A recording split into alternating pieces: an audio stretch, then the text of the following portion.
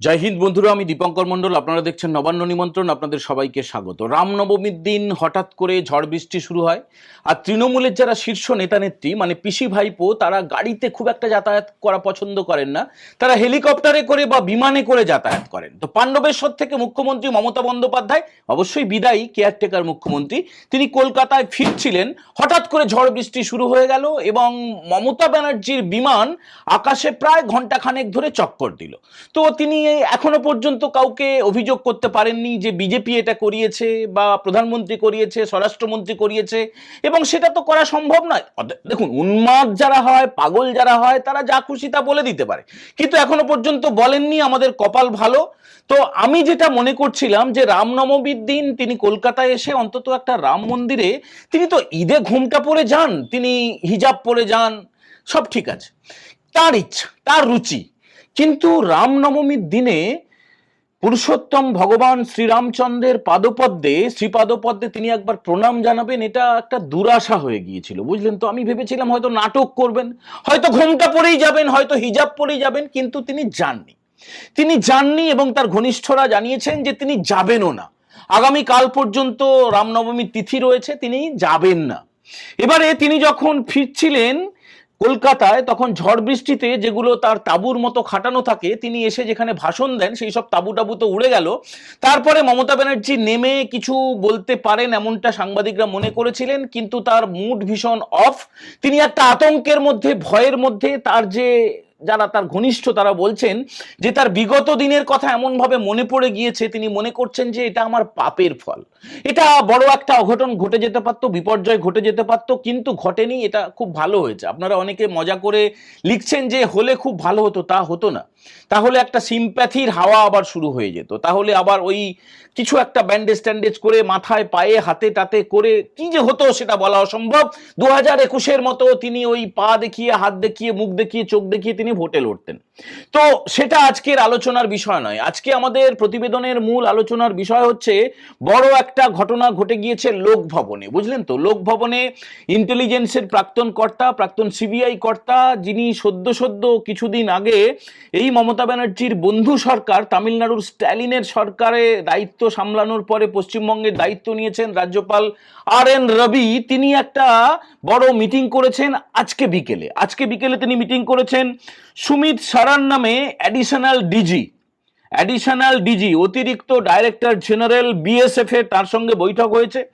এই সুমিত সারান হচ্ছেন chief of eastern command BSF এর।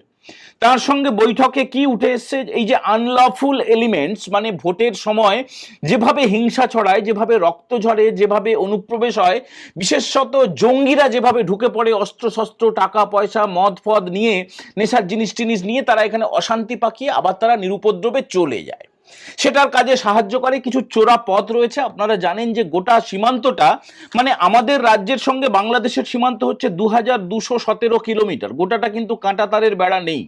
আমরা একদম নির্ভরযোগ্য জায়গা থেকে একটা ভিডিও পেয়েছি যেখানে দেখা যাচ্ছে যে ওপরে কাঁটাতারের বেড়া থাকলেও জলের নিকাশির জন্য সেখানে পাইপ বসিয়েছিল BSF, এবং গরমকালে, মানে এখন তো গরম পড়ে গিয়েছে, বর্ষাকাল নেই, বর্ষাকালের জন্য মূলত নিকাশির কাজে যে নালাগুলো ব্যবহার করা হয়, সেই নালা দিয়ে একটা অনুপ্রবেশের রাস্তা আছে। এর পাশাপাশি আপনারা সবাই জানেন ইতিমধ্যে যে এই মমতা ব্যানার্জির বদান্যতায় গোটাটা, মানে এই 2217 কিলোমিটার বর্ডার, মানে শুধুমাত্র পশ্চিমবঙ্গের সঙ্গে বাংলাদেশের বর্ডার, গোটাটা কিন্তু তার দিয়ে ঘেরা যায়নি, কাঁটাতারের বেড়া দেওয়া যায়নি। তার কারণ এই রাজ্যের সরকার, মমতা ব্যানার্জির সরকার, নবান্ন থেকে জমি দেয়নি। ভাবতে পারেন, যেটা অমিত শাহ, মানে কেন্দ্রীয় স্বরাষ্ট্রমন্ত্রী অমিত শাহ, তিনি রাজ্যে আসছেন, তিনি কলকাতায় আসছেন আগামী পরশুদিন 28 মার্চ তিনি এসে সংকল্পপত্র জারি করবেন। সংকল্পপত্র মানে কি, রাজনৈতিক দলের যে ইস্তাহার, মানে 2026-এ বিধানসভা নির্বাচনে বিজেপির যে ইস্তাহার প্রকাশ করা হবে, সেটা অমিত শাহ 2021 সালেও করেছিলেন, এবারও তিনি তাই করবেন। তার আগে তিনি মমতা ব্যানার্জিকে একটা চার্জশিট দেবেন, চার্জশিট।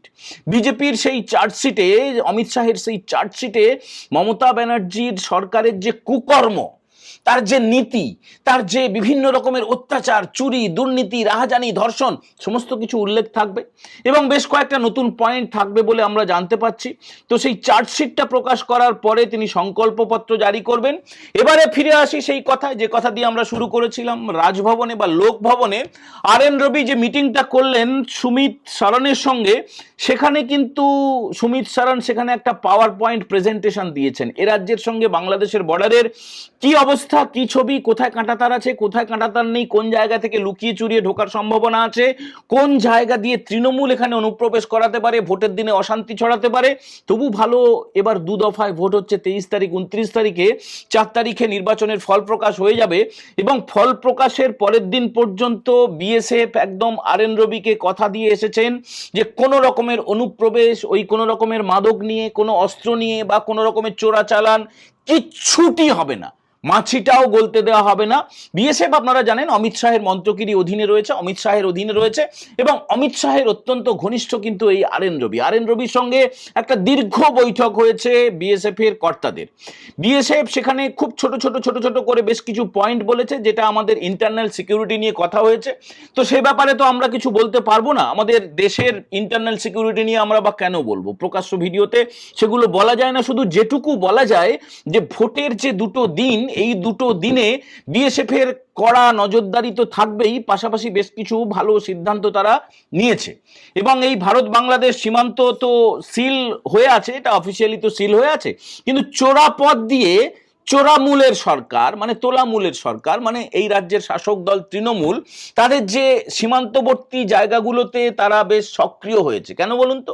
বাংলাদেশের যে নির্বাচন হয়ে গেল কিছুদিন আগে, সেখানে আপনারা দেখেছেন যে আমাদের পশ্চিমবঙ্গের বর্ডার এলাকাগুলোতে জামাতপন্থী অর্থাৎ মৌলবাদী শক্তি সক্রিয় হয়েছে, তারা নির্বাচনে বেশ কিছু জায়গায় জয়ীও হয়েছে। এখান থেকে বেশ উৎসাহী হয়ে গেছে রাজ্যের শাসক দল তৃণমূল কংগ্রেস। তারা ভাবছে যে ওই জামাতের সাহায্য নিয়ে, জঙ্গিদের সাহায্য নিয়ে এ রাজ্যে একটা বড় অশান্তি পাকিয়ে দিলে কেমন হয়, মেরুকরণটা তাহলে আরো বেশি পরিষ্কার হয়ে যাবে, তাহলে তাদের যে ভোট ব্যাংক সেটা সুরক্ষিত থাকবে, কিন্তু সেটা হবে না। দেখুন, এই আবহে কিন্তু প্রধানমন্ত্রী নরেন্দ্র মোদীও মুখ্যমন্ত্রীদের সঙ্গে বৈঠকে বসছেন, সেটা আগামী কালকে অর্থাৎ 28 তারিখের আগেই এই বৈঠক শুরু হতে চলেছে। 27 তারিখে সেই বৈঠক হবে। মুখ্যমন্ত্রী, মানে এ রাজ্যের বিদায়ী মুখ্যমন্ত্রী, এ রাজ্যের কেয়ারটেকার মুখ্যমন্ত্রী মমতা ব্যানার্জি সেখানে যোগ দেবেন কি যোগ দেবেন না এখনো পর্যন্ত তিনি নাকি সিদ্ধান্ত নেননি, নবান্ন সূত্রে এমনটা জানা যাচ্ছে। এবং আগামী কালকেই বিজেপির যে বাকি আসনগুলো রয়েছে পশ্চিমবঙ্গের জন্য, যেটা নিয়ে মমতা ব্যানার্জির বিরাট চিন্তা, বুঝলেন তো।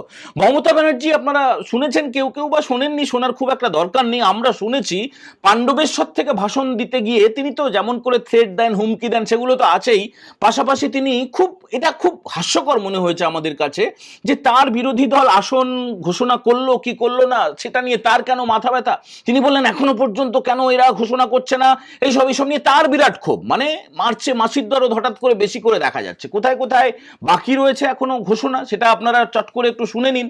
সেটা আগামী কালকের মধ্যে ঘোষণা হয়ে যেতে পারে। কোচবিহারে একটা আসন রয়েছে সিতাই, কোচবিহারে আরেকটা আসন রয়েছে নাটাবাড়ি, কোচবিহারে দুটো আসন, নদিয়াতে কৃষ্ণনগর উত্তর, কল্যাণী, এই দুটো আসন এখনো ফাঁকা রয়েছে। মানে এখনো পর্যন্ত 2026-এর বিধানসভা ভোটের প্রার্থী তালিকায় এই নামগুলো এখনো পর্যন্ত ঘোষণা হয়নি। এখানে কে প্রতিদ্বন্দ্বিতা করবেন সেটা আগামী কালকের মধ্যে হয়ে যেতে পারে বলে যেটা আমরা জানতে পারছি। উত্তর 24 পরগনার বাগদা, দমদম উত্তর, মধ্যমগ্রাম, এটা হচ্ছে উত্তর 24 পরগনা এখনো বাকি রয়েছে। দক্ষিণ 24 পরগনার মগরাহাট পূর্ব, ফলতা, সোনারপুর উত্তর, তিনটে আসন বাকি রয়েছে দক্ষিণ 24 পরগনার। কলকাতার সোনারপুর উত্তর, কলকাতা পোর্ট, এই দুটো আসন বাকি রয়েছে এবং এর পাশাপাশি চৌরঙ্গি আসনটাও ফাঁকা রয়েছে, এখনো পর্যন্ত ঘোষণা হয়নি। হাওড়ার হাওড়া দক্ষিণ, পাঁচলা, উলুবেড়িয়া পূর্ব, এই তিনটে আসন ফাঁকা রয়েছে। হুগলির চুঁচুড়া ফাঁকা আছে। পূর্ব মেদিনীপুরের চণ্ডীপুর আসনে এখনো পর্যন্ত প্রার্থী তালিকায় কোনো নাম আমরা পাইনি। পশ্চিম মেদিনীপুরের গড়বেতা, পুরুলিয়ার জয়পুর, পূর্ব বর্ধমানের মেমারি, 11টা জেলার 20টা আসন এখনো পর্যন্ত ফাঁকা আছে। এখানে যেটা জানা যাচ্ছে যে বিশিষ্টদের সুযোগ দেওয়া হবে। আমরা যেটা প্রাথমিকভাবে খবর পাচ্ছি, বিশিষ্ট চিকিৎসক, সমাজের বিভিন্ন জায়গায় যারা সুপ্রতিষ্ঠিত এবং অবশ্যই বিজেপির যারা সিনিয়র লিডার বা একদম পুরনো লিডার, তাদেরকে বাছা হবে।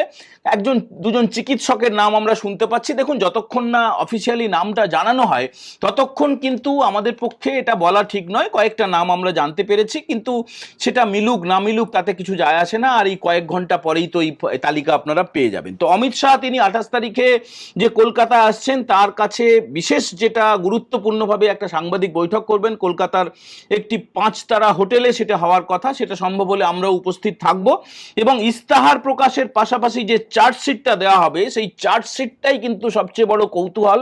এবং সেই চার্জশিট নিয়েই কিন্তু আতঙ্কে রয়েছেন রাজ্যের মুখ্যমন্ত্রী মমতা বন্দ্যোপাধ্যায়। তার আতঙ্কের শেষ নেই। কেন বলুন তো? একদিকে রাজ্যের বিরোধী দলনেতা শুভেন্দু অধিকারী নন্দীগ্রামে প্রার্থী হয়ে গিয়েছেন, আবার তিনি ভবানীপুরে প্রার্থী হয়েছেন। এবং আজকে যেটা আমরা জানতে পারলাম যে অভয়া কাণ্ড নিয়ে গোটা দেশ বিদেশ বলতে পারেন, পৃথিবীর বিভিন্ন শহর আলোড়িত হয়েছিল।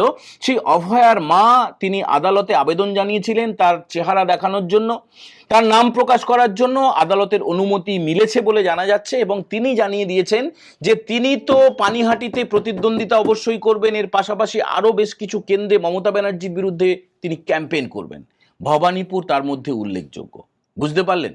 খেলা কিন্তু জমে গেছে, খেলা জমে গেছে। ভবানীপুরের প্রচারে অভয়ার মাকে আপনারা দেখতে পাবেন। রাজ্যের বিরোধী দলনেতা শুভেন্দু অধিকারী তিনি আজকে ভবানীপুর ছাড়াও বেশ কয়েকটা কেন্দ্রে গিয়ে রামনবমী উদযাপন করেছেন। অন্যদিকে প্রধানমন্ত্রী নরেন্দ্র মোদী সহ দেশের সমস্ত মানুষ সনাতন হিন্দু ধর্মে বিশ্বাস করেন, তারা ছাড়াও আমরা বেশ কিছু সংখ্যালঘু মুখকেও দেখতে পেয়েছি, বেশ কয়েকজন মুসলিমকেও দেখতে পেয়েছি। তারাও শ্রদ্ধার সঙ্গে পুরুষোত্তম ভগবান শ্রীরামচন্দ্রের আরাধনায় রত হয়েছেন। এটাই তো দরকার। শুধুমাত্র এক্সেপশন এ রাজ্যের বিদায়ী মুখ্যমন্ত্রী মমতা ব্যানার্জি। এ রাজ্যের বিদায়ী মুখ্যমন্ত্রী মমতা ব্যানার্জি, তাকে কেউ আপু বলছেন, খালা বলছেন। খালা খেলতে খুব পছন্দ করেন।